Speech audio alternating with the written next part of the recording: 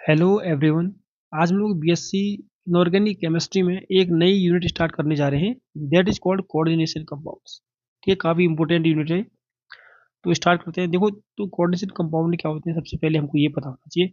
Compound which contain central metal surrounded by suitable number of ions और molecules. ऐसे compound कह रहा है जिसमें एक सेंट्रल एटम होगा, ठीक है, उसको नंबर ऑफ लिगेंड्स सराउंड करे रखते हैं। जैसे यहाँ पर एक कंपाउंड दिया है, ये देखो, ये इसको बोलते हैं ब्रिकेट है ना, स्क्वायर ब्रिकेट, इसको बोलते हैं कोऑर्डिनेशन स्फीयर। ठीक है, इसके अंदर जो पहला वाला जो होता है ये होता है central atom, mostly D block का एलिमेंट मिलेगा, जैसे कोबाल्ट है। ठीक है, इसको क्या करते हैं, जो छह होते हैं अमोनिया जो है छह, ये इनको लिगेंड बोलते हैं, ये सराउंड करे रखते हैं इसको।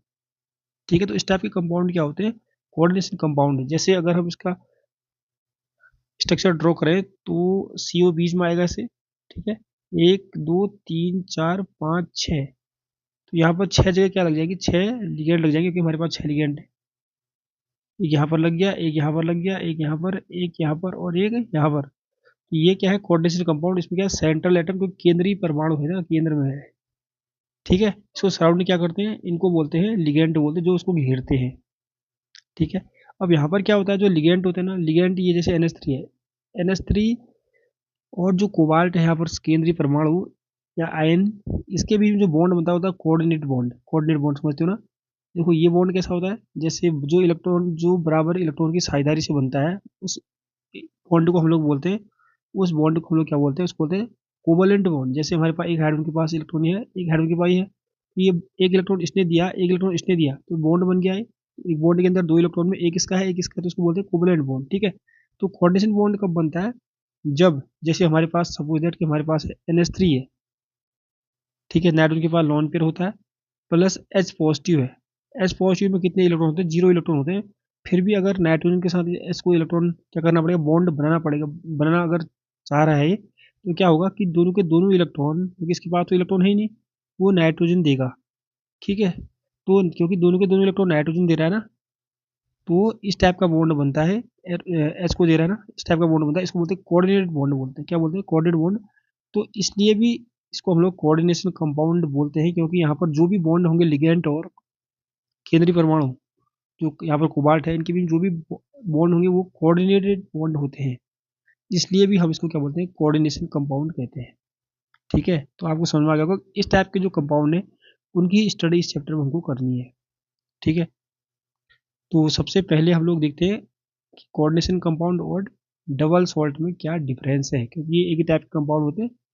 तो कोऑर्डिनेशन कंपाउंड क्या होता है वो देख लेते हैं पहले। These are molecular compounds formed from the combination of two or more simple suitable compounds. जैसे यहाँ पर सपोज करो ये है ना, ये कोऑर्डिनेशन कंपाउंड है। ये कंपाउंड कब बनेंगे बोला है, जब दो या दो से अधिक सिंपल कंपाउंड जो होंगे वो क्या करेंगे, वो कंबाइन करेंगे, तो इस टाइप के कंपाउंड बनते हैं। ठीक है, तो डबल सॉल्ट में देखो, डबल सॉल्ट में सेम ऐसा ही है। These are molecular compound which are formed by the combination of two or more salt, क्योंकि देखो बोला है डबल सॉल्ट। डबल सॉल्ट का मतलब कि दो सॉल्ट। ठीक है ना, तो दो सॉल्ट के कॉम्बिनेशन से जो बनता है उसको बोलते हैं हम लोग डबल सॉल्ट। ठीक है, number two, they do not completely loss their identity in solution.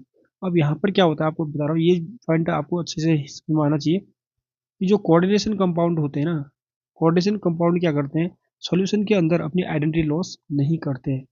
इसका मतलब क्या हुआ कि अगर हम इसको डिजोल्व करें वाटर के अंदर ना, तो ये क्या होता है, CONH3 का होल 6 3 पॉजिटिव और 3 Cl नेगेटिव बाहर हो गए।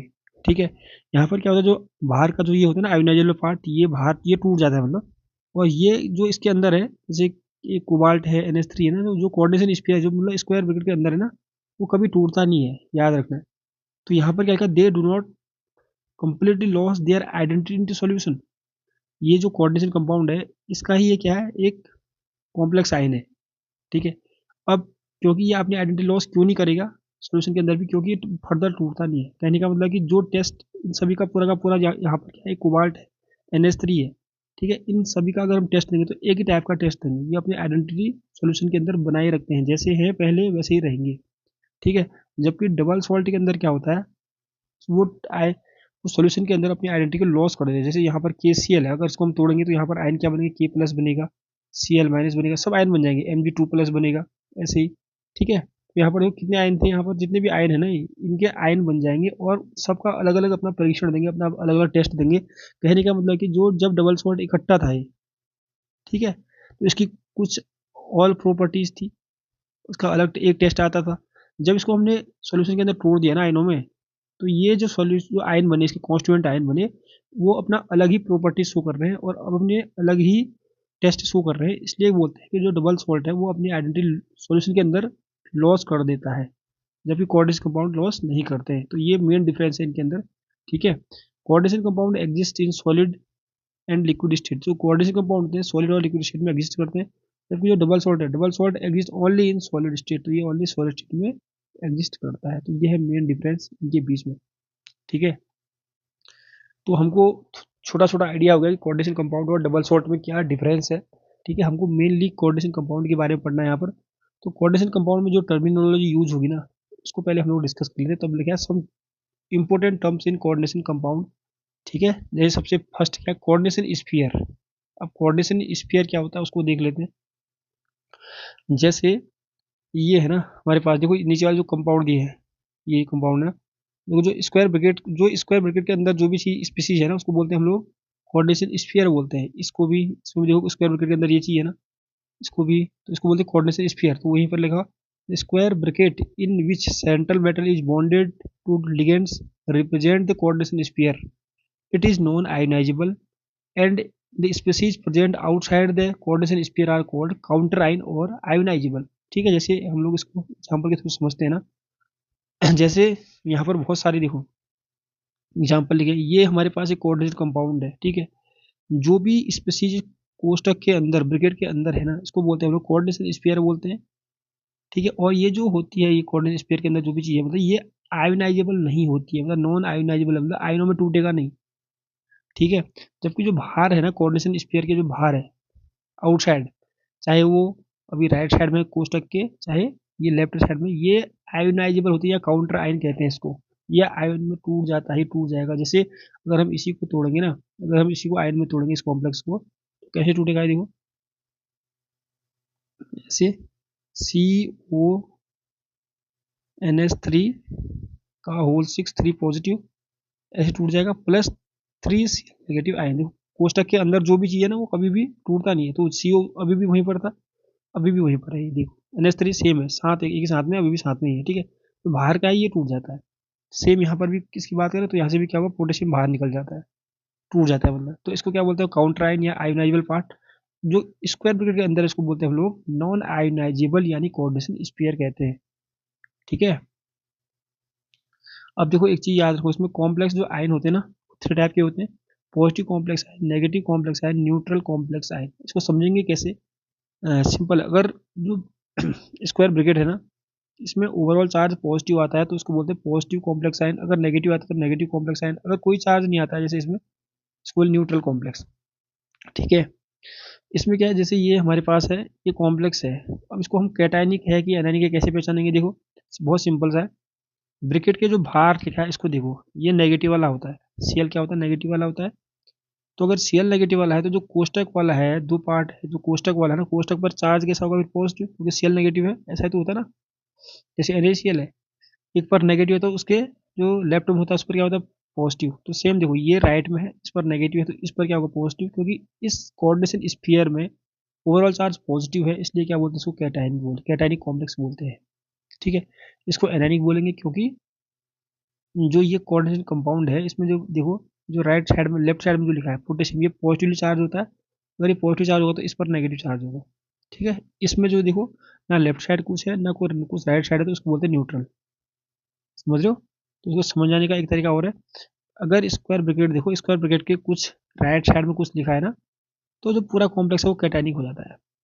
ठीक है, अगर लेफ्ट साइड में कुछ लिखा है तो पूरा कॉम्प्लेक्स एनायनिक हो जाता है, अगर ना लेफ्ट में लिखा है ना राइट में लिखा है तो उसको बोलते हैं न्यूट्रल।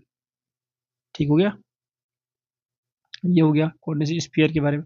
अब देखो सेंट्रल एटम क्या होता है, बहुत ही सिंपल है यार। ये देखो सेंट्रल एटम जिसको लिगेंड, ये लिगेंड होते हैं, ये घेरे रखते हैं, उसको बोलते हैं सेंट्रल एटम, या मेटल, सेंट्रल मेटल एटम या आयन भी बोल सकते हो। ठीक है, अब यहाँ पर जो सेंट्रल एटम है ना, केंद्रीय परमाणु है, इसकी कुछ खासियत है, कुछ विशेषताएं हैं। मतलब कि इसके पास क्या होना चाहिए, वैकेंट ऑर्बिटल होने चाहिए, वैकेंट ऑर्बिटल होनी चाहिए, रिक्त कक्षक होनी चाहिए। क्यों? क्योंकि NH3 लिगेंड है, इसके पास लिगेंड क्या करता है, इनके पास इलेक्ट्रॉन लोन पेयर होते हैं, तो वो इलेक्ट्रॉन डोनेट करता है ऐसे यहाँ को।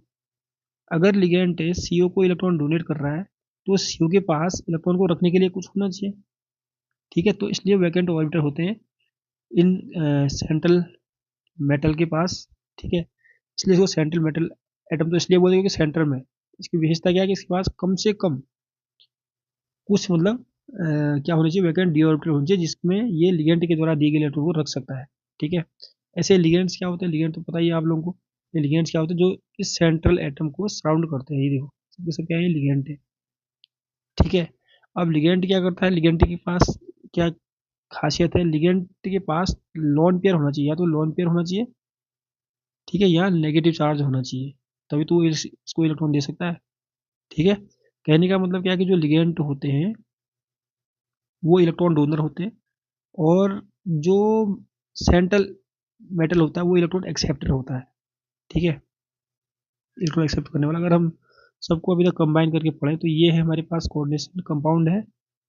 इसमें ये क्या है, वैकेंट, इसके पास वैकेंट ऑर्बिटल होनी चाहिए। ठीक है, ये लिखा हुआ है। और इसके पास क्या होना चाहिए, लिगेंड के पास उसके पास लोन पेयर होनी चाहिए। ठीक है, जो वैकेंट जिस पर ऑर्बिटल होंगे, अगर जो इलेक्ट्रॉन एक्सेप्ट करता है उसको बोलते हैं हम लोग लुईस एसिड और इलेक्ट्रोफाइल बोलते हैं।